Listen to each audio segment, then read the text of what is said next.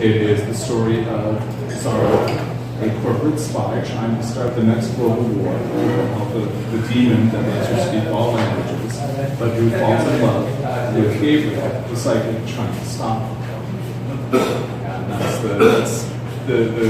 that's the elevator speech. That's probably the skeleton of the book. At the heart of it, I wanted to write a story about my time, but I wanted to write a story about what I was seeing across the world, the countercultures, the change from attitude us versus them to sometimes reluctantly, sometimes positively, a more integrated approach to the world. I wanted to bring in a lot of different ideas, and having worked in business and having worked in international business, this kind of setting for a Gothic, it's an odd one, but it came very naturally. And that was where the first inspiration began. We can talk more about the details of the story. I see you have some questions, but that's probably the simplest intro to it. Excellent. Thank you, and I hope everyone will forgive me if I kick things off. I know you have questions later. Louder? Okay. I know you'll have all the questions later, but in the meantime, I'd like to sort of guide us through the book and some of the stylistic and thematic elements of it. And I think that'll spark some interesting questions and great dialogue. All right. So tell me about, we heard in your bio that you worked for America Online. So I think everybody in this whole room, around their age, does remember what that is. We all started there. That's where the internet started for the average individual, the average American citizen. So tell me a bit about the different sources of inspiration for this book.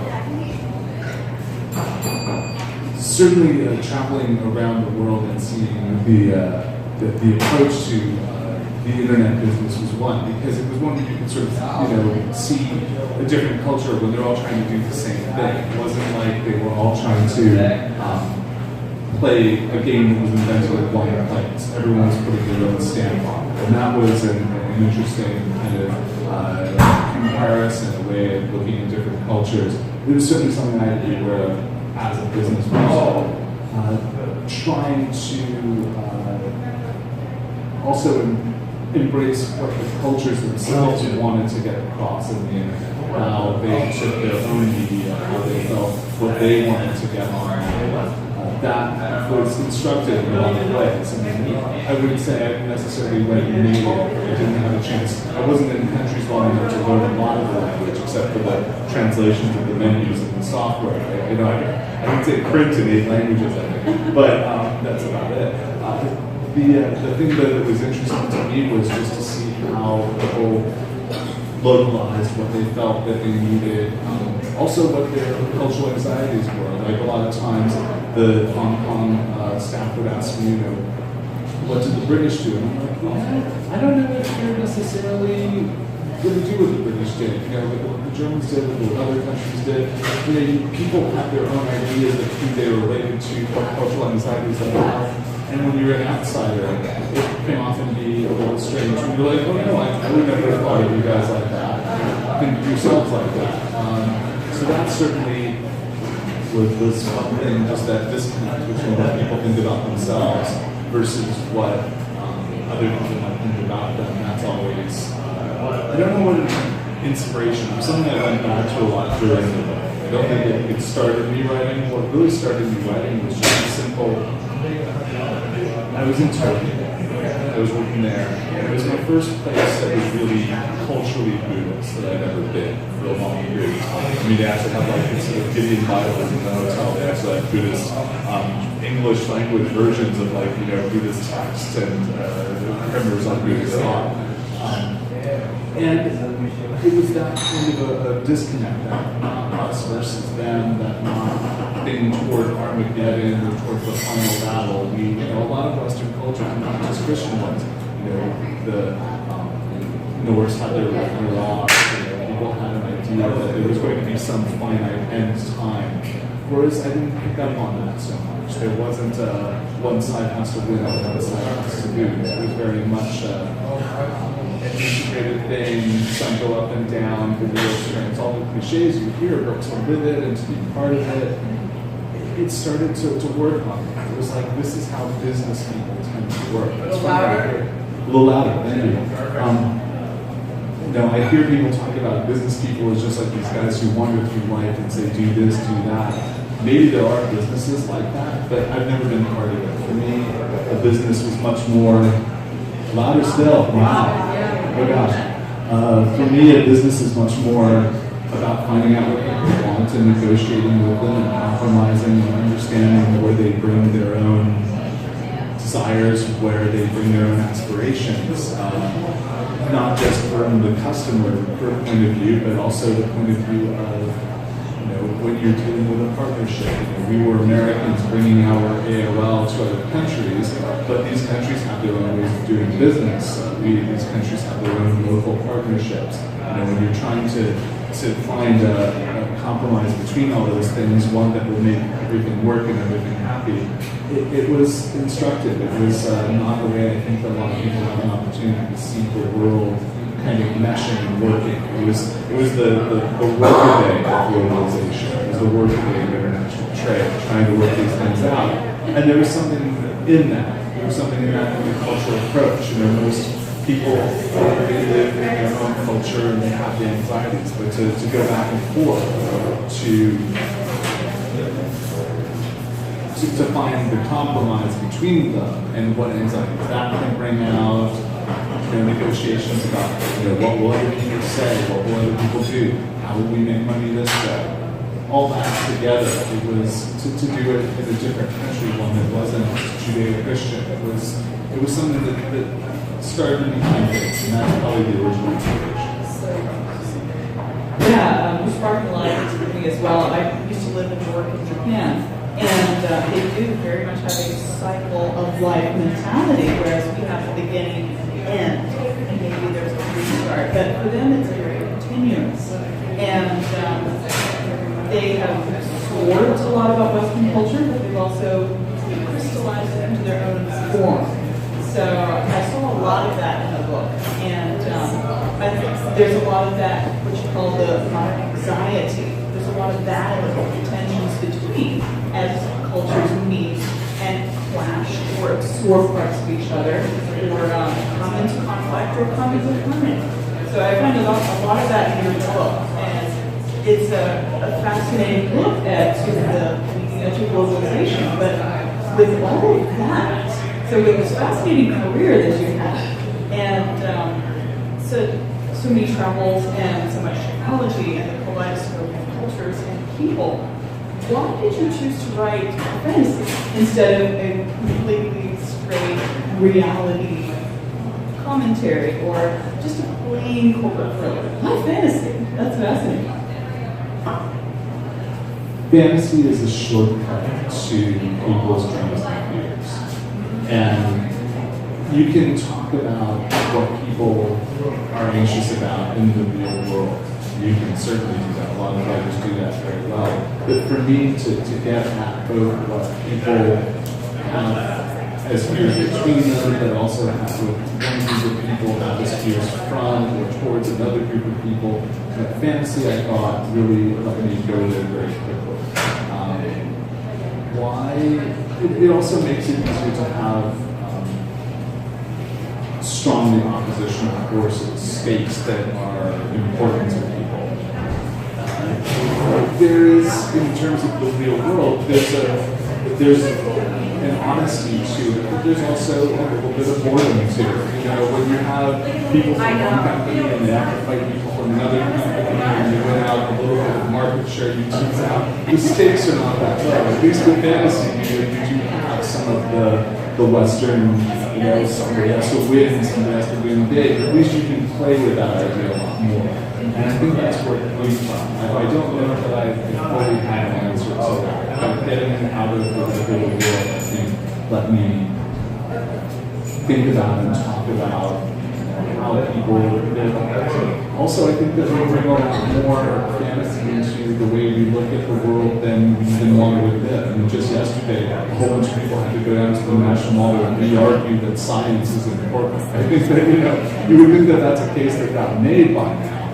But no, I don't think it has been. I think that when you get to what people really want, what people really hope for, forward. They're very much more likely to cling on to the stories in their culture, the dreams in their culture, the fears, the primitive side that we are trying to shake off. But it's a way to reach into people's heads and grab them. And I think it was, for me, more effective. I'm also a fantasy kid. I'm not only a fantasy kid just in terms of reading fantasy and science fiction literature, but I studied English literature, and up until this century, every tradition had some fantasy. Oscar Wilde, Richard Dorian Gray, Stevenson's Dr. Jekyll and Mr. Hyde, Mary Shelley's Frankenstein still resonates. Shakespeare had no problem writing, he wrote histories, of course, and had, real people fighting for non-supernatural stakes, but, Ghost wandered into Hamlet, too, and then there's the real fantasy that's in the extreme. It's always been part of our culture. It's how we express ourselves, it's how we explain things, and not just our culture. Every culture has its ghost stories, every culture has its strangenesses, the fears from dark nights and the fire going out. It's always with us. I don't think we're ever quite shaking. We'll be telling fantasies when we're on Mars. It's a very good point. It does reach inside of us and pull out those fears and also those aspirations that we had thousands of years ago. Interesting. And it made me think of a text that you mentioned before, Bale. That's a total fantasy. That is how many thousands of years old? At least one. At least 1,000. It's over 1,000 potentially. And yet we have no problem with the story of a horrible monster and the hero who comes to fight it. Interesting. So let's talk more about the style of the fantasy. While we unmistakably fantastical, your book does have what is good old-fashioned witchcraft. Gotta get some of that in there. Demonic possession and divine interventions. But the characters and the situations are very realistic. This is not Lord of the Rings by any means. So tell us more about some of the choices that you made in terms of style and how you drew the line between too much fantasy and just enough. I think that you make a couple of choices just from the get-go and just sort of select where you go from there. One thing that I played with early on, having the fantasy elements be more prevalent in our culture, but I thought it would be easier if they were just rabbit holes that the characters fell in. Not everyone maybe has access to these.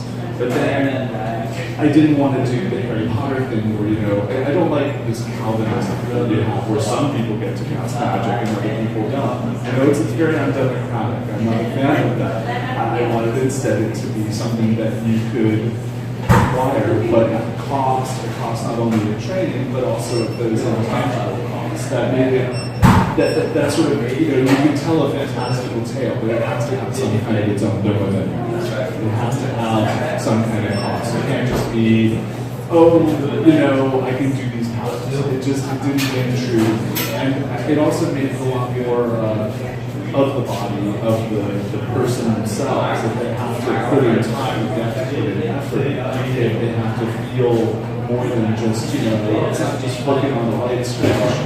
To set power like that, you can do that. We do that all the time, and we take it for granted. But if I wanted to have something that meant something to the characters, it had to be something we couldn't exactly take for granted. So there was this tension between, what they do have in their world and what they have. The way you can turn on the light is because you've distributed all this effort across power companies, across electricians, across people who design these things. But if you're going to cast magic, you don't necessarily have that.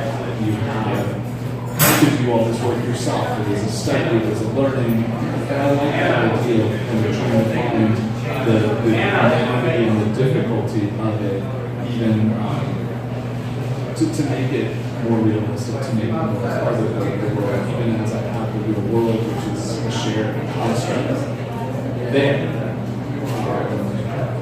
I think that's that way with anyone who has a talent.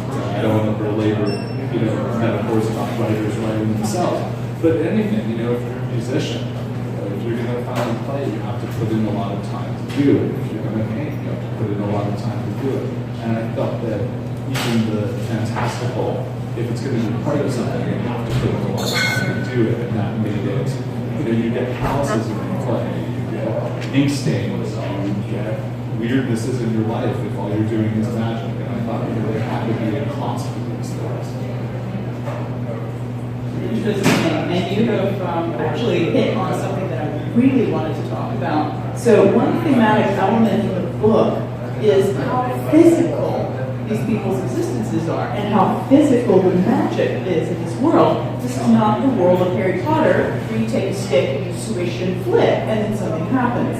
These people have to physically labor to get these magic spells done or to take magic spells off. There's the moment in the book, I think you're going to read it, where the character is doing yoga in order to make a magic spell work, because this is where she feels powerful and centered and grounded.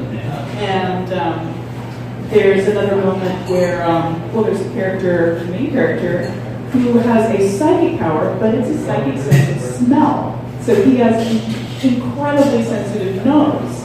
But that's a very physical psychic power. To be so mind-oriented, it's very, very rooted in the body.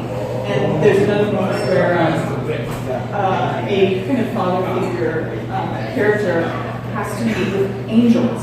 And in order to meet with angels, he needs a second there with him because he's an old man. He is physically incapable of meeting with an angel. They're too powerful. So he needs someone there to sort of lend him strength and protect him. This is a very physical magic world. So I'm so interested. Can you tell me more about how you made that choice? And was it a conscious choice? Did it sort of arise? Or how did that play out in the writing of the book? One big factor was that if you don't work within the senses that everyone shares, I think you're just doing a lot of treading water play. I think you're describing some kind of woolliness. It's like, he felt the forces around him. It's like, no one knows what that means. No one understands that. It doesn't feel like anything. But to bring it back to the senses we all have, smells and tastes and sight. And our senses bring us down, lift us up. You don't feel these things in a vacuum. If you go into a place and it smells bad, that affects your mood. You may not even realize how it affects your mood. You may think, I'll get used to it. But the whole time you're there, you're just dragging a little bit. And I wanted that. I wanted there's going to be this kind of, if it's going to hit us in our beings, then it's got to have an effect on us. You can't just be something that we can talk about like something that we have access to, but it doesn't cost us anything. It just goes back to that need to make it part of our physical beings, because that's who we are. So a lot of it for me was this desire to not have it be woolly, to have it be accessible, to have everybody be able to get in on it, but also to make it convincingly a part of, maybe convincingly be a part of the plot, maybe convincingly be a part of the story. People tire, people get worn out, people make mistakes because they're tired. All these elements and they're together in there. If the magic doesn't give that same effect to them, then it's almost too easy, it's almost too cheap. So being able to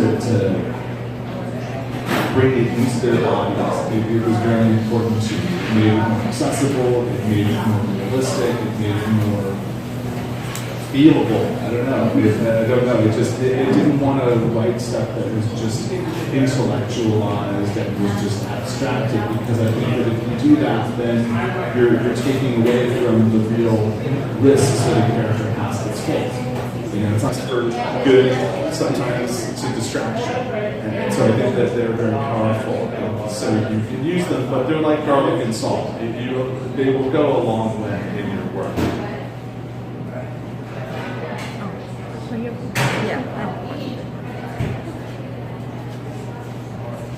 Hi, Tony. Could you talk more about the editing process that you went through in getting to this place? Okay. It went in waves. When I finished the first complete draft of this, it was huge. It was over 200,000 words. It was almost twice as long as what you have here. It was just enormous. And sometimes it was that I would go back and read, and I would see that there was stuff that I had put in that was like, I think that you have to distinguish between different parts of your work. Sometimes you write in scaffolding, like you have to have a lot of explanatory passages to hold up things from your own understanding. And then when you go back, you realize that it's almost like you start building out here and you eventually find something for the weight to sit on. And then you can take away all the things that are holding it up. Sometimes it was grossly mechanical. I would just feel like, all right, what if somebody gave me $1 a word that I cut out? How many words could I cut out of this passage? And I would literally see, how much I could do. I would make PowerPoint lists, Excel spreadsheet lists, and I would say, if I want to get 30% out of the whole thing, how many words do I have to get out? I would even average it out. And I had to get out 20 words a page. I had to get out a certain number of words a chapter. Sometimes I'd delete a whole paragraph because it wasn't really doing that much. I'm like, get ahead, And then of course I would have to write new things, and then I would get behind and go back and forth. So there were often mechanical parts to it too. Some of that was also from honing the style, just saying things out loud over and over again. I went back to that actually when I was doing the early marketing. Before the book came out, I was going with my publisher to Comic Cons and have the advanced reader copies. And when you're trying to talk to people at tables about what your book is about, it hones your elevator speech really a lot. So just saying words aloud, I think, is a huge part of it. I have a standing desk. I like to be able to breathe and talk. I think that if you sit and start to talk like this, and that's in for you, so I think that literally speaking things out loud helps your editing a lot. Sometimes there would be things that you realize, like you have 8 characters in a scene and you could consolidate them to 5. There would be compatible issues too. I don't think there was any one method. It was almost like different passes. It's a very words are things that have no real physical existence, but you can work with them as a carpenter does with wood. You can shape them, you can play with them, and the nice thing is that they don't really leave any sawdust. They don't create a lot of a mess when you're doing it. You just get rid of them, you alter them, you shape them, and you can play with them. I think the biggest barrier to that is it was in your own head. We like to feel like, oh, we're done, you're not done, you're never done. You just have this passage, and it's a bunch of things you threw in there, and you change it, you can shape it. It only has as much reality as you believe it does, and so when you want to mess with it, you can remind yourself that, no, these are just words I put down, I can take some of them out, it won't bother anybody, it won't change things, it won't leave any waste. I can just own it, I can shape it, I can play things around, I can read it aloud, I can literally just say I need 20% fewer words. There's a lot of techniques that you can use to shape yourself up. So I don't think that there's one single editing process. I think it's as much as anything, trying a lot of different ones, and just hoping that each one will give you a little bit closer to this beautiful book you see in your head.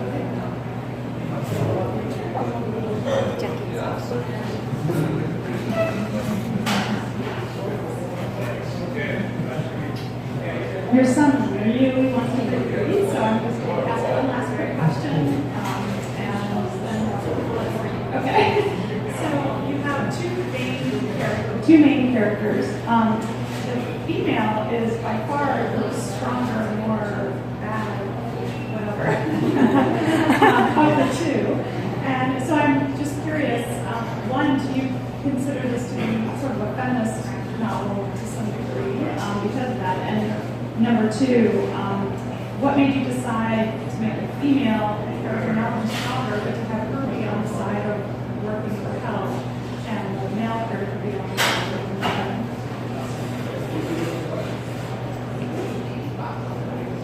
help? I'll take the second question first. I think that in the corporate world, world, and as we're seeing, it's still going on. Women have been given a lot more crap to deal with. I think that they're closer to anger and closer to frustration, and I think it's a very natural thing that led them down that way. I also felt it was fun to kind of reject it gave Zara a lot more agency for her to be someone who has an agenda. I didn't want her to be just like some kind of Bond girl. I wanted her to have her own heart, but to make her be the good one, I think it was sort of giving up on the kind of feelings and active emotions that she would have in her own course of her life. I also feel that the flip side, it's not so much that you make the woman the bad one. To make someone good, there's a lot of different ways of good, and I felt that Gabriel himself was kind of a little self-righteous, a little bit of a critic. And I think that was as much, I think that's a masculine failing too. So, and it's, it doesn't surprise me that a lot of churches tend towards, male-dominated power structures. That there's, this kind of rules-based orientation where, you have to follow certain things in certain ways. That's almost too male. It's where we get lost. I put myself definitely in that masculine category. You have to. I'll say it another way. I was recently listening to a talk show where they were talking about fan fiction. And they talked about how a lot of women write fan fiction based on TV show properties. And that this was sort of how women tend to get into the imaginative world that they enjoy, whereas men tend to be like super nerdy. They're the ones who can tell you, which ships Mr. Spock served on prior to getting on the Enterprise. They can tell you all the different planets that the Jedi had bases on, and which ones were part of the Clone Wars and this. It's this sort of acquisition of knowledge, this real kind of fact-based thing that guys tend to do, whereas women tend to dive in much more to making something theirs by embracing the imaginative. I mean, these are broad stereotypes, but when you're working with your characters, it seems to me that Zara would be jumping into some place that would give her license, would give her freedom, even if it wasn't a place that was good.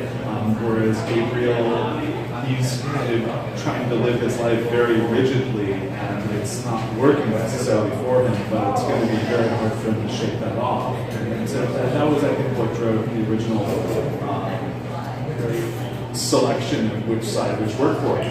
Even now, when sometimes I've met, my publisher will take me to comic cons, and I'll be working at the publisher's table pitching, and you can give them the elevator speech. Sometimes you have to have the elevator speech to get the book in their hands, and then they read the elevator speech on the back of the book, and they're like, so he's got a demon. No, she does. People, it's fun even now to shake people's conventions out. I think I spent so much time answering your second question, but what was your first one again?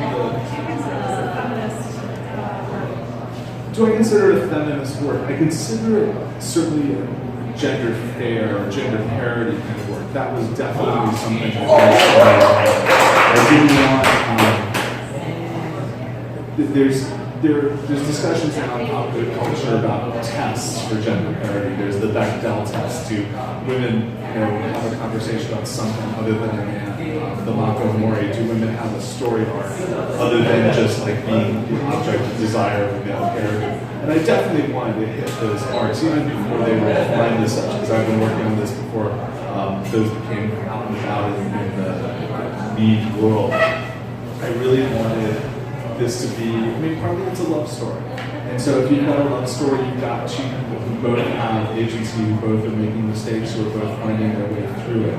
I didn't want it to be one person's story and another person hanging out, particularly if I didn't want to have it be a traditional villain who loses at the end. If I wanted to have them come to a point where they have to find a way to work it out between them, then they both had to be equals from the get-go, and they had to be that way, and the story they had to be that way, and the themes they had to be that way, and the passions. I guess that's feminist in a way, in the sense that, it's not matriarchal, but yeah, it's definitely feminist in the sense that if everyone gets an equal shot, both to do well and to do poorly, then certainly I think it's a feminist book. And I worked very hard at the gender parity, particularly because it's not a commonplace in fantasy. It's not something that you find a lot. There tends to still be a very masculine bias towards fantasy writing. It's changing. But the flip side is that more and more the leadership is women. And I wanted to be okay with that. I wanted them to say, like, oh yeah, he gets it. He's somebody who I'm not feeling mansplained to. Just last week, somebody posted a very funny article about how she was sick of men telling her to read David Foster Wallace and all the reasons why. And I don't mean to slight David Foster Wallace is an excellent writer, but it was just this critique about mansplaining, about like, no, you don't understand it because this, like, no, I do understand it, I just don't like it. I'm allowed to say that, and I wanted to be able to be on the other side of that conversation. I wanted to be like, this guy, I don't expect to be perfect at anything, but I also wanted at least to have any reader pick me up and say, okay, he's giving everyone a fair shake for good and bad. I need one more. Probably, do you have time for one more question? Sure. Yes. I've been hearing asking this for a while. How did you and your publisher find each other? It's a bit of a story. Okay. I was sending out query letters to agents. There are not that many publishers who take on agented submissions. It's more common in genre world and in smaller presses. But I was sending out query letters, and I don't know if I just hadn't learned how to write them yet, or if I just wasn't getting the point across, or if it just didn't smell like money to a lot of people, but I was getting nowhere. Finally, 2 years ago, a writing group colleague had come back, actually it was 3 years ago now, but he had come back from a seminar called Superstars in Colorado Springs, which was very much about the business of writing. Not a lot of seminars, they do craft, they have you bring selections and they critique them. This was none of that. This was contracts, this was negotiations, this was rights and things. I'm like, I'm not really sure that I know everything about the business that I'm supposedly trying to get into. So I thought, all right, I'll go to this seminar. And it messed me up. Oh my God, I felt so bad. I was calling home crying. I was like, I'll never get published. Oh, they want our people who have 10 book serials. It's terrible. But I kept plugging away at it, and there was this one editor who I met at the seminar, and I told her about my stuff, and she liked it. She said, well, you should talk to my editor and my editor-in-chief, and send him some stuff, and I wasn't really expecting anything to come out of it, but I think behind the scenes she was a real advocate for me. So the short answer is I found someone who was in the business who liked my stuff, and I did it by going out there and meeting people. What happened from that was they contacted me and they said, we're a small press, so you're going to have to do a little bit of your own marketing, and you're going to have to talk about how you're going to try to get the book out of the world and get exposure to people. And I did work for America Online, which was a very marketing-driven company, so I did have some expertise in that, and I had a few ideas I could throw into the mix, so I think that was very helpful. I don't know that all the editors there read my prose, but I know they all read my marketing plan because they told me. I was like, oh, you have a really good marketing plan. I'm like, great, whatever works. So yeah, it was just really finding out much more about the business side and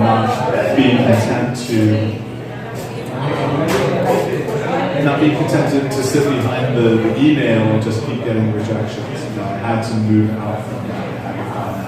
And I think that that's a big part of it. It's going to be a bigger part of it for authors from now on. I think we're really going to have to be a lot more aggressive in learning about the business and what the people need who are eventually going to put things out there for you.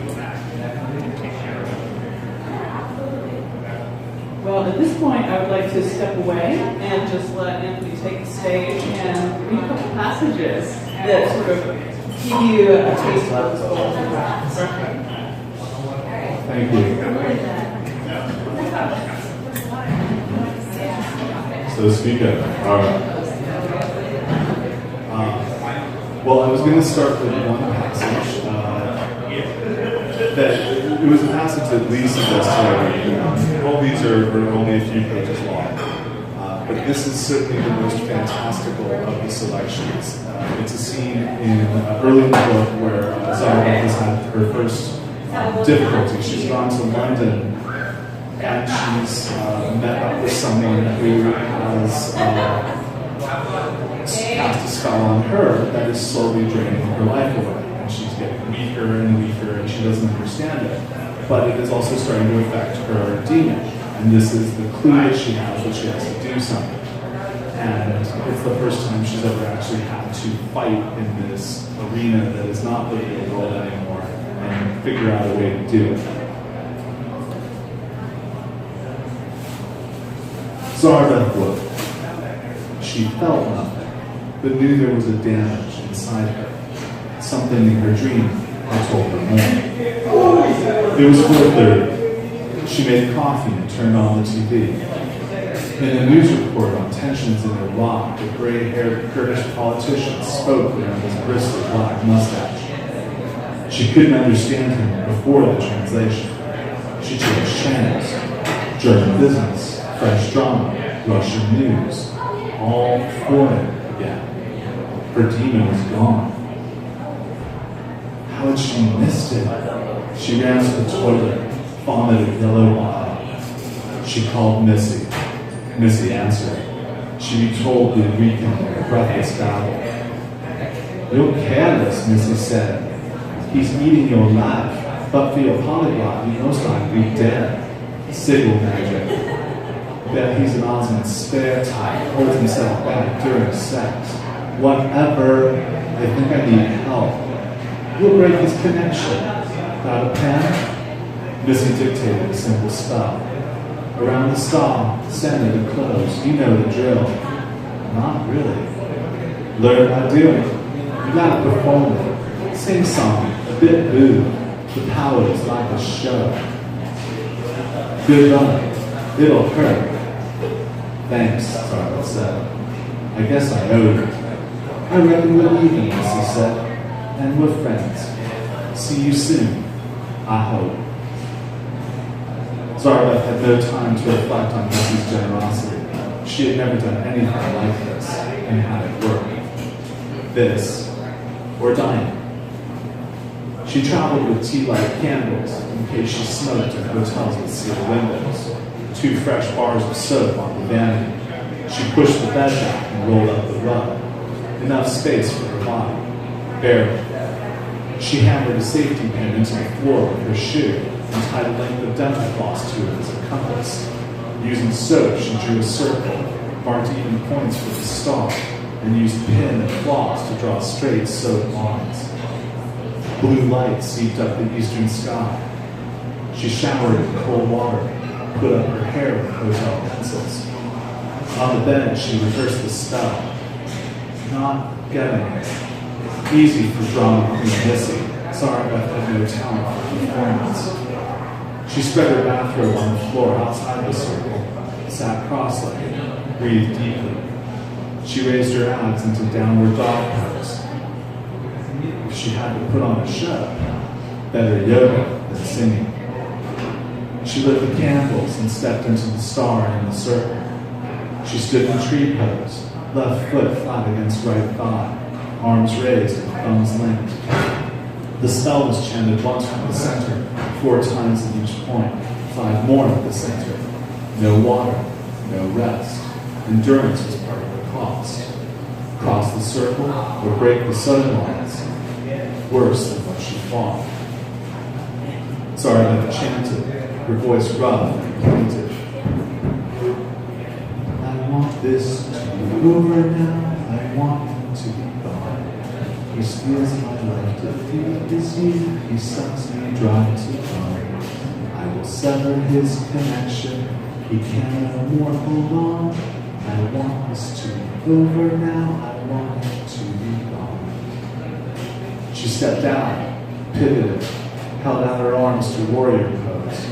She repeated the spell, eyes on the tips of her fingers, on the edge of the circle, her arms a sword of light. She dropped her hips, raised her arms, high crescent lunge pose, her hips lower and lower. She chanted in high breaths. She touched the ground, rolled sideways, grabbed her toe with her free hand, side plant pose. She fell over, raised her hips, straightened her limbs, downward dog. Clean lines, perfect lines. Zarabeth had girders for sinews. Let the earth be impressed how she holds up the sky. She stepped counterclockwise into a warrior with the second point of the star. The candles burned painfully white, the flames a foot tall. Her voice, already a whisper, but her poses felt strong. At the third point, fatigue awed her, wavering warrior, wobbling lunge, her side plank flopping, a cow sitting on her downward dog. She pushed back against it as if to throw it in the air. The candle flames shed little floating spheres of white fire. At the fourth point, the powers poked her, prodded her, resisted her. The floor like nails in her palm, her knee about to crack, bloody bone on her skin. The fire spheres turned orange and burst like steam pots. Each shard a tiny burn, and she, unable to squirm. I want you to, she said. At the fifth point, she gasped into reverses, and flurries of hot pain. A stream of sweat ran down her spine, maybe enough to rinse a break in the soap lines. In her head, the polyglot egged her on in Sanskrit. Viradrasana, Anamukha Shavasana. She returned to the center. The votive flames burned blood red now, the color of a pain through her. She folded her body down, touched her palms to the ground, her calf muscle whipped. She dared not cry out. She had a blunt shot. She clasped her hands together, straightened her back, her belly button opening wide. Headstand, legs in the air, toes pointed high. She grunted, I want this to be over me, and I want it to be. She pushed her arms up from headstand to handstand, chanted again. Red-hot needles twisted inside her, heating on the burn falls. Again, hot coals rained on the soles of her feet, on her legs. She chanted through clenched teeth while her elbows cracked, cracked, cracked on each word. Another voice in her head, bubbly, elegant. Take a break, it said. Stop now. I want him to eat God, she shrieked. A volcano's breath of sand and ash. She would fall, she would fall. 25 is plenty, the buttery voice said. Enough is as good as it feels. Stop. Now. What more if it killed her?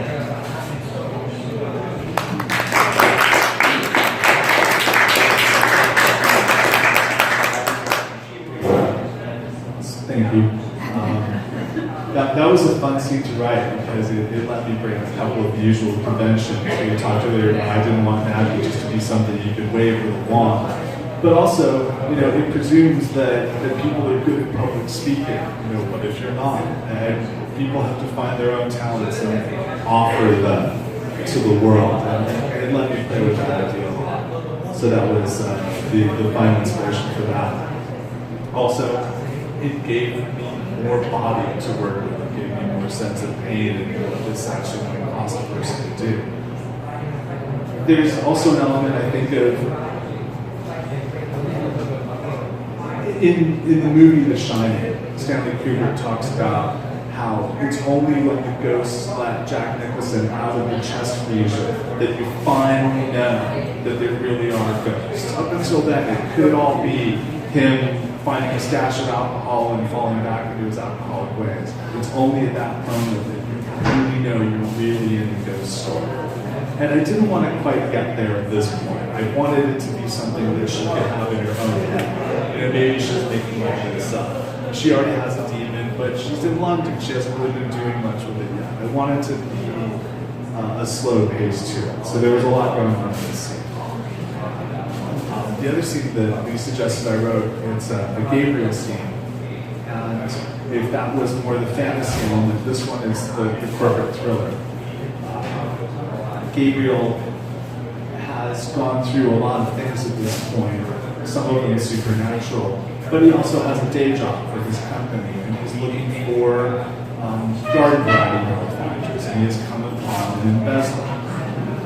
Somebody who's applying for a job at his company, but the woman is got a secret Singapore account where she's been shuttling portions of the money she handles, and he's discovered it. But he isn't quite content with just keeping her off the staff. He feels he has to do more, in part because of an experience he had earlier where he discovered someone and they were then killed along with some innocent people by the people who they were working with. So this is Gabriel trying to find a middle road between what he's supposed to do and what he feels he has to do.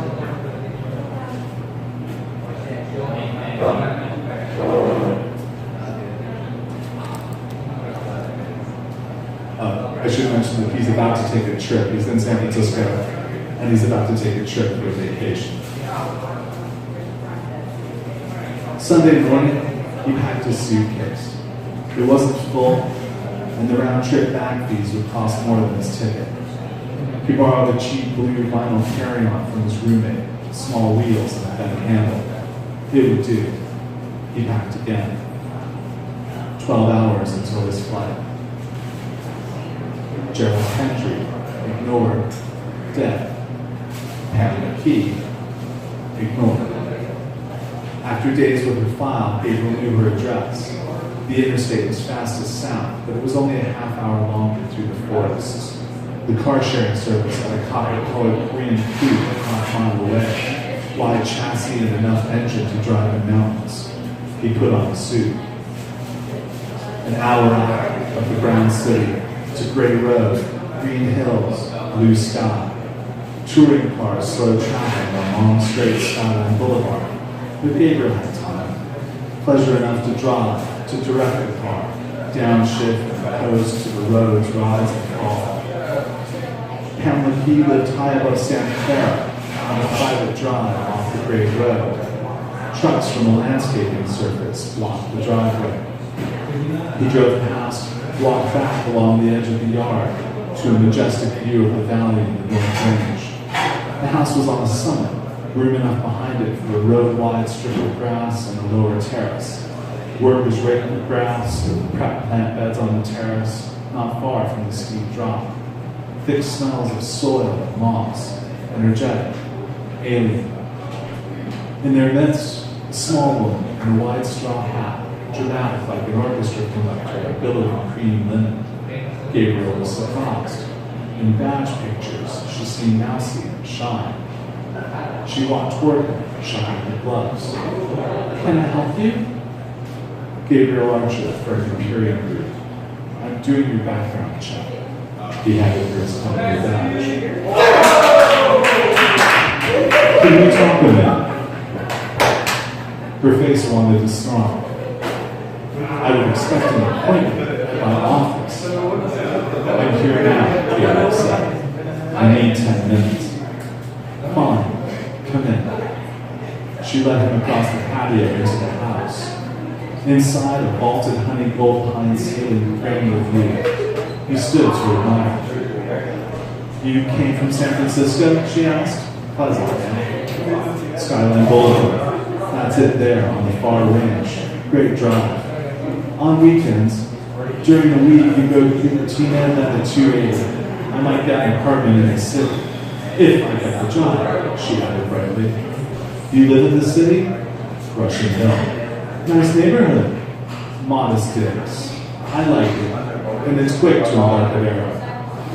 She led him down a wide hall with scroll paintings, money green hills, ledger red carpet. Her office had mission-style cherry furniture, a tidy desk.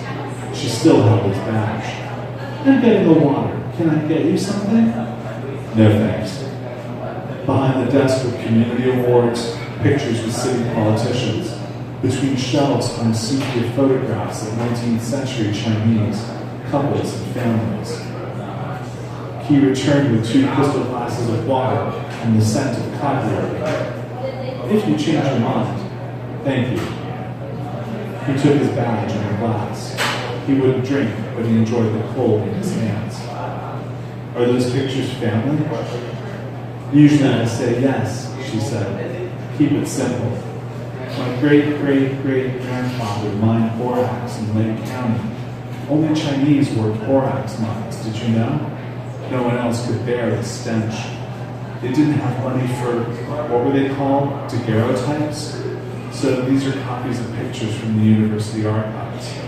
Icons in the Russian sense of hard work and where it takes you. And of what you give up, Gabriel said. That annoyed her. She sat behind her desk. Please, thank you. He sat gingerly, ready to spring. I found the Singapore account. She closed her mouth, pursed her lips, her eyes narrowed like a snake's. You're not getting a job with Imperium Group, he said. Unless, she hissed, mouth full of venom. Oh, no. I didn't discover it alone. Plus, I filed my report, and there's no deleting. Somebody will call next week. They won't even know why. Tough decision, many fine candidates, standard spiel. He shrugged. Honestly, that's where it ends. I don't even think my bosses will tell your bosses. We only want to keep people like you off our staff. He was insulted. Just, why are you here? Not long ago, another person didn't get a job with us for reasons worse than yours. He's dead now. The police called it an accident, but I don't think so. He didn't die alone. The others were innocent of his crimes. He remembered Bethany Tolan's lovely smell of mother, of warm skin and milk, stolen like a pie from the windowsill. He looked like her own wax statue, a nasty fatty smell, burned cheese and mold. Return the money if you can, Gabriel said, or go to jail. If we can discover it, so can others. They may not care who's around. No eyes to meet his, just anger. You can leave now, she said. She followed him out, 2 paces behind, bolted the door behind him. The sun had baked the car, floor mat nylon, crumbs of corn chips, like a vinegary taco. He mapped out a longer return through redwoods. He drove at a crawl, opened his window to smell dry, woodsy air. When he held up too many cars, he pulled over, sat cross-legged on the pavement. Above him, weathered, patient power. He had gone too fast, like a salesman, close a deal before vacation. Arrogant, a mistake no record would make.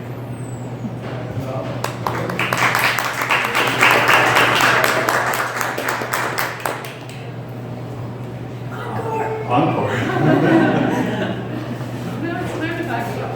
What? It's time to back up. Time to buy Westwood. That's a lovely thought. Time to buy Westwood. Well, thank you all so much for coming out. I really appreciate it. I'd like to thank Forest Hills Connection for having me over here. I'd like to thank Soapstone Market for hosting me. I'd like to thank the soccer fans. I hope I don't stress it too much. And I really have enjoyed this talk. I'd like to most of all thank Lee for coming and asking me such awesome questions and moderating. And I really appreciate this opportunity to bring my book to you. Thank you so much. Anthony and Lee have been wonderful. This has been great. Thank you very much, both of you, for giving us your time and your wonderful Q&A. It's great. Can't wait to buy the book. So yes, buy the book. And those of you who donated to Forest Hills Connection, thank you very much. We appreciate your support and we enjoy very much bringing you the neighborhood news and events, and I hope to do more. Thank you. And yes, a happy hour, Soapstone Market. Thank you, Tracy. Thank you. That was amazing. Well done. Thank you so much.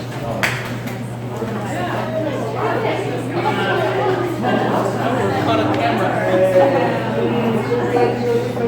Do we just stop? Oh, yeah.